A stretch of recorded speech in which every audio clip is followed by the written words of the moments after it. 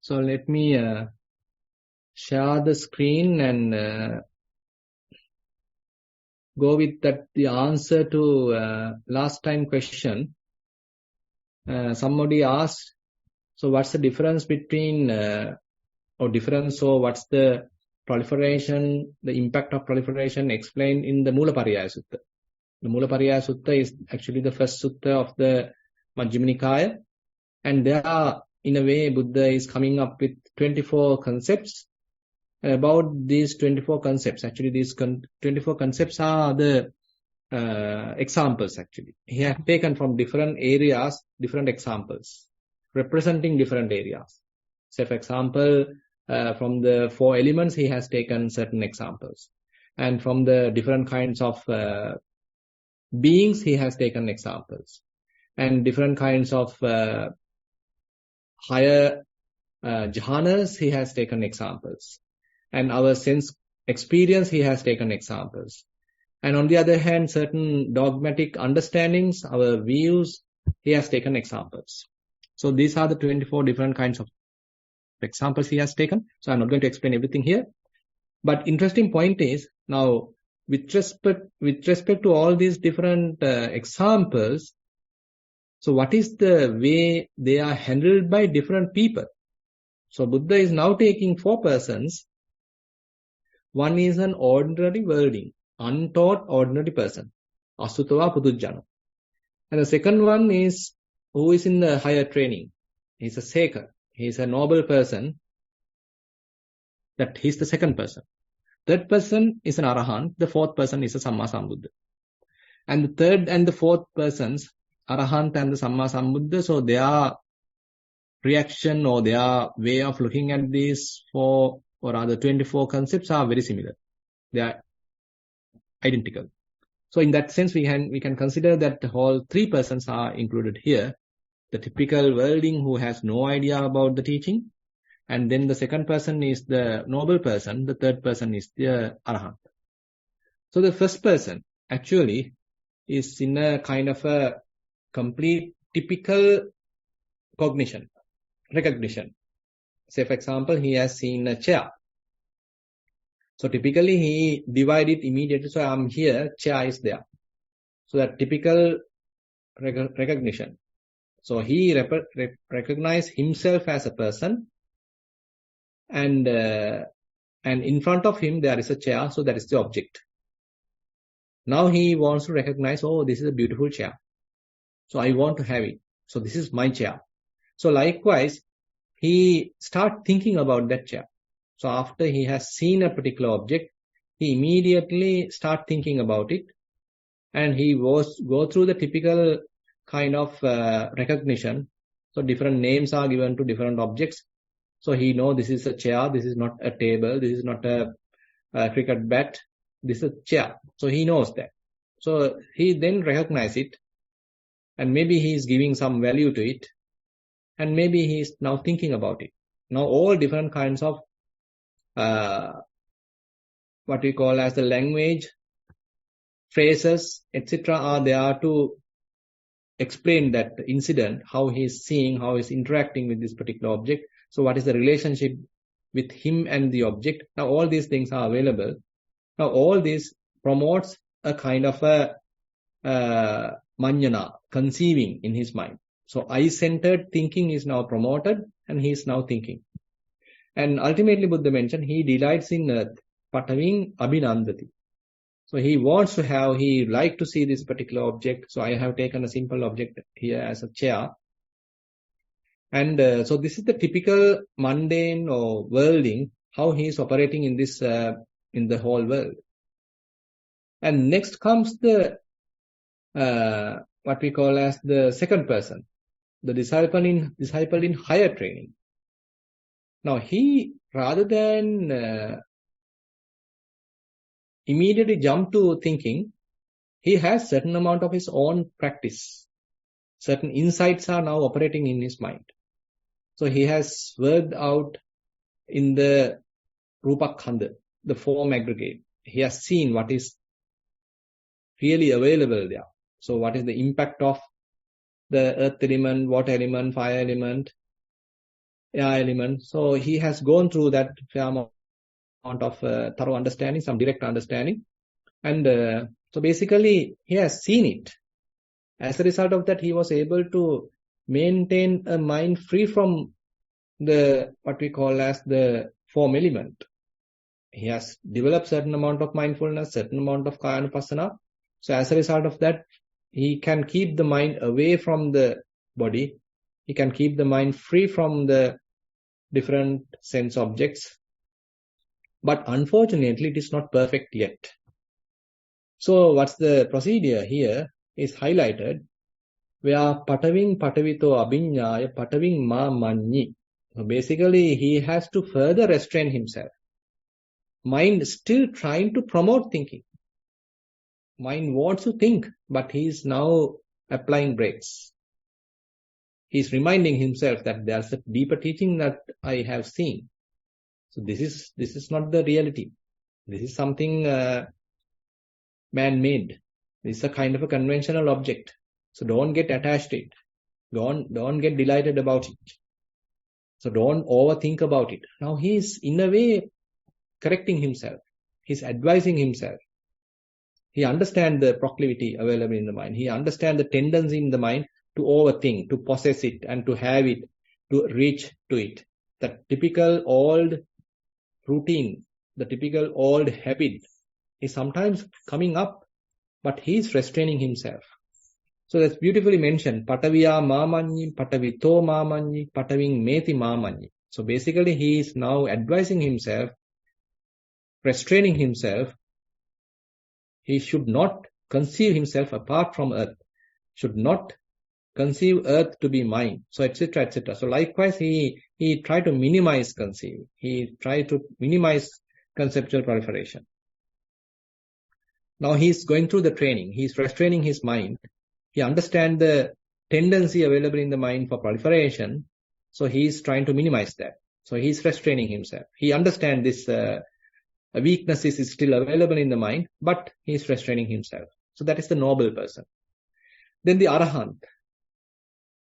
The Arahant is completely free from prapancha. He does not conceive himself in earth. He does not conceive himself apart from earth. He does not conceive earth to be mine. He does not delight in earth. So you can see with respect to anything, he has no conceiving. He has no any sort of a mental proliferation.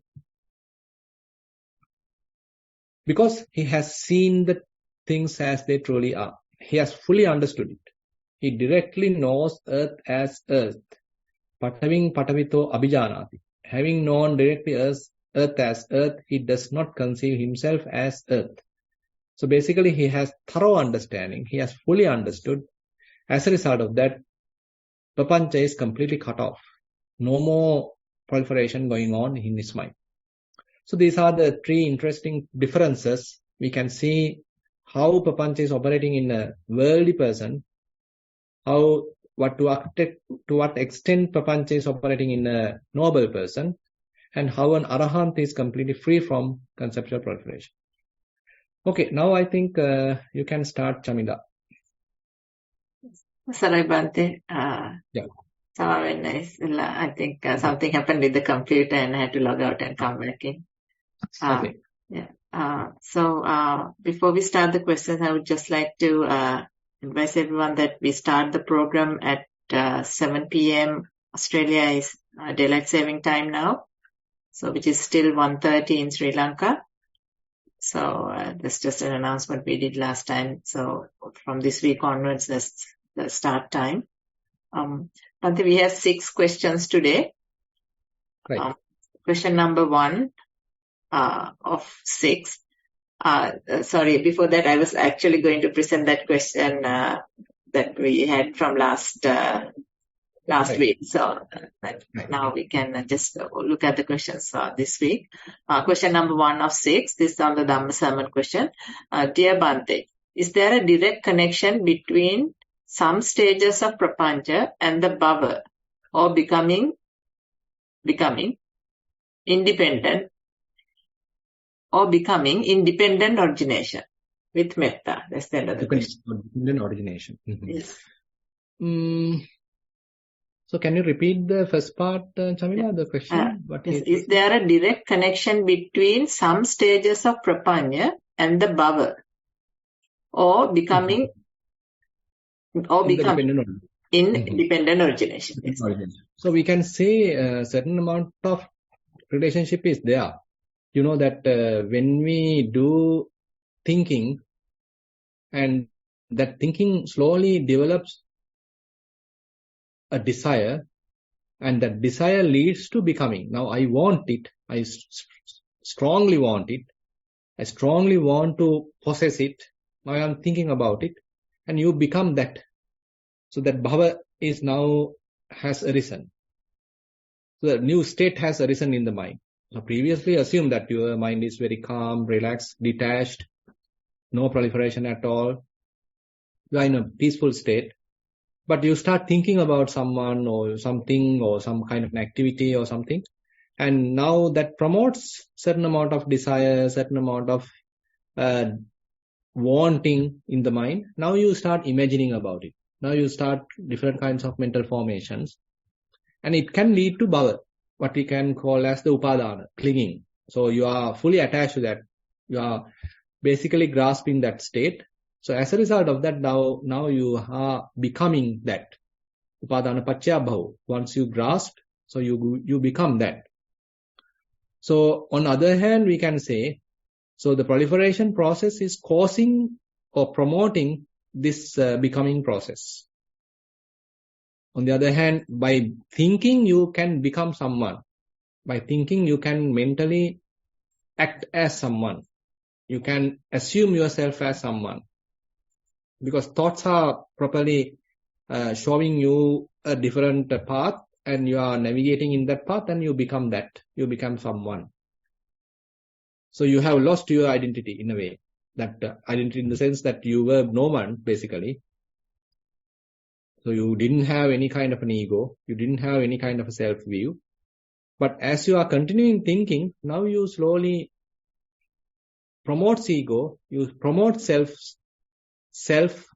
Ultimately you become someone, and that has a self. You are a person now. You are an individual now. So therefore we can say, yes, prapancha is causing the becoming. Prapancha is causing the existence, causing the dependent origination to continue, ultimately end up with the suffering. Question number 2 of 6 is on the Dhammasamana again. Dear Bhante, what are the strategies to overcome prapancha? Last week, Venerable Bhante said we will discuss about it as part of this book later. But every moment we are creating so much prapancha, and a bit curious to know what strategies are there briefly, until it can be discussed in detail, so we can start the practice. Much merits for your guidance. So basically you can practice mindfulness, so that itself is a very strong strategy to overcome prapancha. So basically immediately we can't confront various thought processes in the mind. So the best strategy is to pay attention to your bodily activities. Say while brushing your teeth, say you are paying attention to brushing teeth. Say while having your meals, okay, you are mindfully having your meals. While say washing dishes, okay, you do that mindfully. Say while sweeping, you are doing that mindfully. So likewise, as much as possible, trying to keep the mind in the present moment, maybe engage with the present activity. So that is one interesting strategy we have to overcome prapancha. Because more and more you are grounded in yourself. More and more we are within the self-awareness. That self-awareness is a must. Because if it is available only, we can talk about Chittanupassana to directly understand the reactions or the activities happening within the mind. So in order to have that, we need a fair amount of mindfulness and clear comprehension. So the beginning to the very say standpoint, what we call as the beginning of the whole practice is the Kayanupassana. So therefore, I would say start practicing mindfulness. So mindfulness helps you to overcome prapancha to fair extent, just to be with yourself. and to even to understand how thoughts are merely thoughts rather than getting trapped in them driven by thoughts. And you can simply see thoughts as merely thoughts. So all that are possible when you are practicing mindfulness. So to overcome conceptual proliferation, one strong strategy available is the development of the 4 foundations of mindfulness. Question number 3 of 6. This is on mindful sitting. Dear Bhante, during sitting, I use the breath to establish mindfulness. And when it fades away, try to be aware of the thoughts and observe the mind. During day-to-day activities, time to time, I observe the mind as well. After your recent book reading sessions, I could add the understanding of thoughts and mental proliferations to the observation as well. I will be grateful if Bhante can explain this again as a technique, how we can use this knowledge in the day-to-day activity mindfulness practice with metta. That's the end of the question. Yeah, I think it's a sort of understanding its gravity, how harmful allowing the mind to overthink. So we are very much like understanding the gravity in this whole process, how important it is to minimize conceptual proliferation. And again, how the thinking is happening. So we are trying to understand the building blocks. So that help us to, to unentangle the whole process, disentangle the whole process. So that is the purpose of this. And I think as you are continuing our whole book, you may get thorough understanding. Question number 4 of 6. This is also on mindful sitting. Dear Bhante, much merits for your guidance on this program. My question is regarding watching thoughts.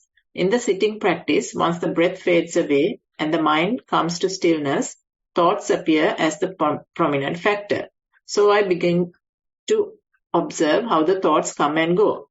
However, after some time of observing this, I begin to feel very tired.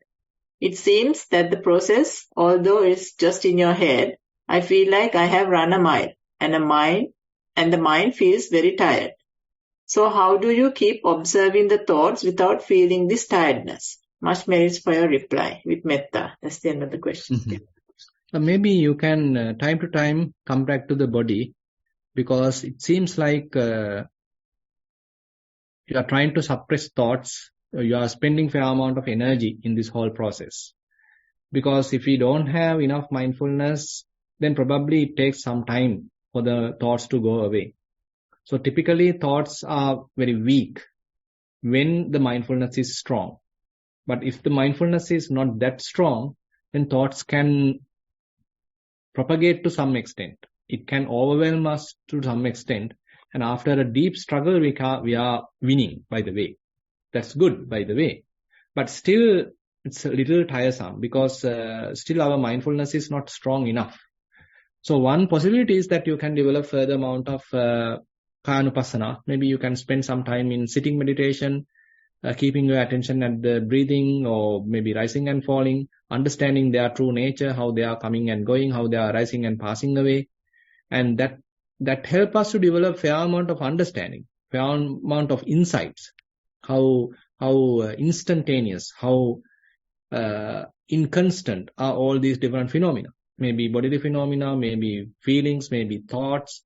So you are understanding their impermanent nature, impermanent characteristic. And you understand their corelessness. There is no essence there. There is no person there. There is no self there.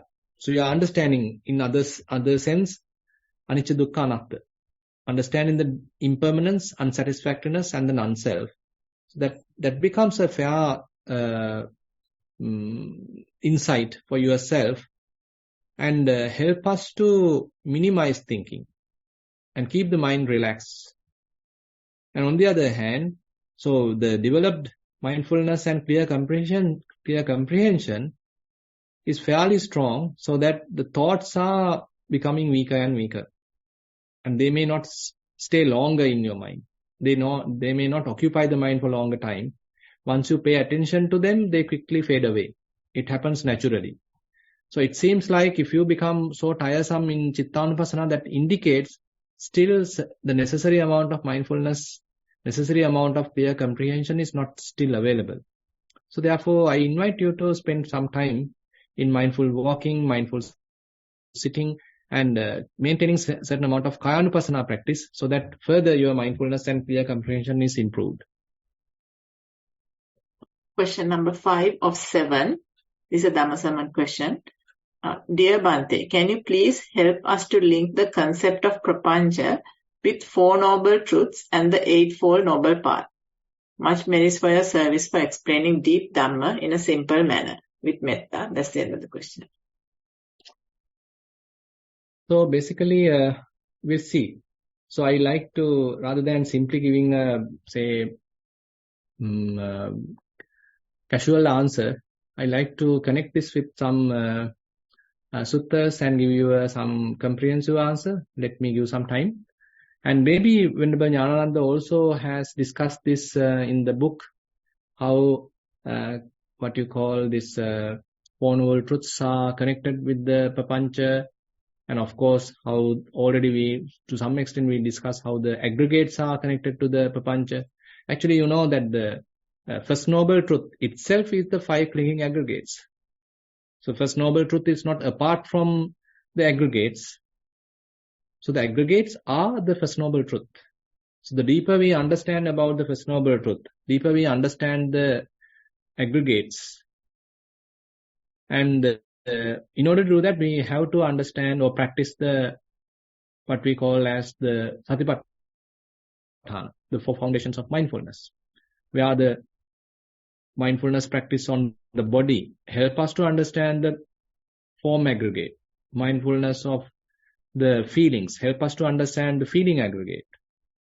Mindfulness based on the Chittanupassana and Dhammanupassana help us to understand all 5 aggregates. So basically like that, so we are trying to understand the what we call the First Noble Truth.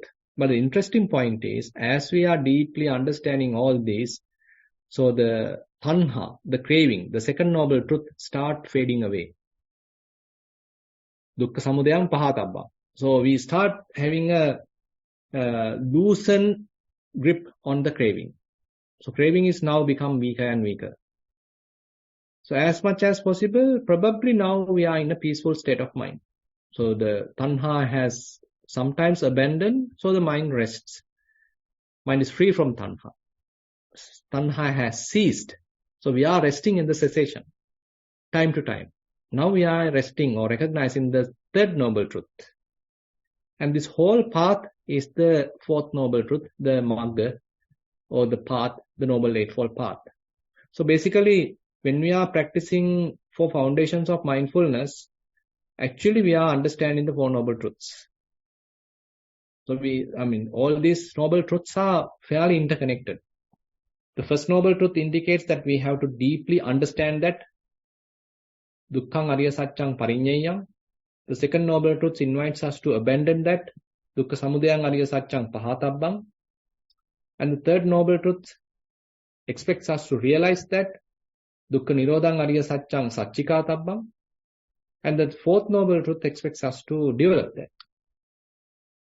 Dukkha Nirodhagamini Patipadang Arya Satchang Bhavetabba. So you need to develop that. So all that is included actually in the 4 foundations of mindfulness. So slowly as we are continuing that, actually the craving, even today as we discussed, craving is one area promotes proliferation, promotes suffering. So when we are minimizing craving, so that means we are reducing suffering. That means we are reducing conceptual proliferation. So they are fairly interconnected. So craving promotes thinking, craving promotes prapancha. So when we are practicing the craving reduce, that means reducing prapancha, reducing overthinking. So mind remains calm, mind remains silent. No need to think. So mind enjoys the silence, inner silence. So noble truths are fairly interconnected, included in the Satipatthana practice. Bhante, we have 3 more questions, but we've gone over time already. Yeah, fine. It's okay because next week I won't be able to conduct the session. Therefore, we can spend some more time. Okay. So this is question number 6 of 8. This is the Dhamma sermon question. Dear Venerable Sir, can you please explain how to overcome overthinking via Vipassana meditation? With metta, that's the question. Yeah, that's what I mean. As I already mentioned, mindfulness practice is one area, so that you are in a way deviating your attention back to the body without, at the moment, if you don't have confidence to immediately confront thoughts, so you are deviating your attention or paying your attention back to the body. That is one area, one strategy we have. Actually, you can refer Vitakka Santhana Sutta, where Buddha comes up with 5 methods to overcome overthinking. So probably as a separate section, I'll take it.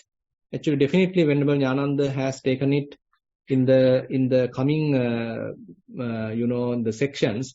So you have to be little patient. So, so let's discuss that interesting question. So various interesting areas are available in this book. So very, very rich book comprising many areas of Vipassana practice. So please be patient. So we are going to discuss all these methods available in the coming sections. Question number 7 of 8. This is a general question. Bhante, you mentioned to a question today that when you are eating, be aware that you are eating. How do we do that, Bhante? With metta. That's the end of the question. So you mindfully eat. That's it. So don't think about it. Just do it. So basically, sometimes we are trying to plan, how am I going to mindfully eat? So you are thinking about that also. Now you are going to plan mindfully eat. So then it's going to be, you are not going to be successful. So rather, while eating, say you take different dishes. Assume that now you are mixing the food. So what are you feeling while mixing the food? So what is the texture of the rice? So what is the texture of the different curries? And what are the differences? Say, is when you are touching rice, when you are touching a particular curry, is the sensation is the same? Or is there any difference? So it's very much like you are in the present moment. As much as possible, these are very, very, fundamental things. So you can feel that. So while you are sitting, currently assume that we all are sitting. So how are you feeling right now while you are sitting? So as we just did the practice, so we know, okay, my head is straight, neck is straight, body is straight, my buttocks are touching maybe the chair. So you can see that sitting posture. So we are coming to the body. So similarly, while eating also, so when you are mixing food, what do you feel to your fingertips? Is there any kind of, sticky feeling? Is there any kind of wet feeling? Or is there any kind of a dry feeling? Or maybe you can feel the odor of the food. And maybe what we call the salivation happens. And now you are taking a certain amount of lump of rice to your mouth. Now you are opening the mouth. Now you are tasting it. So rather than immediately swallowing it, maybe you are tasting. Different tastes are there. Now assume that you are swallowing it. Likewise, so each and every little activities involved in this eating process, you can mindfully go through. Actually, you can watch. There's a beautiful video prepared by Satipasala. You can go through that video also. Probably Chamila can share that if you can find that's available in the Satipasala website, Mindful Eating. So there it is very beautifully explained. Very little activities are there while we are going through this eating. So how about knowing that those little parts available in this eating? So that is where we are trying to understand mindful eating. We have one more question.